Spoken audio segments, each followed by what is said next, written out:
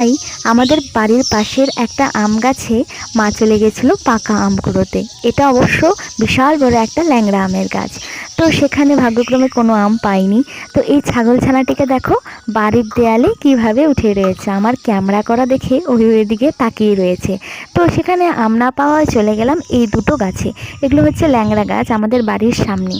তো সেখানে কয়েকটা পাকা আম ছিল, তাই মা ঠুসি নিয়ে সেই আমগুলোকে পাড়তে চলে গেল।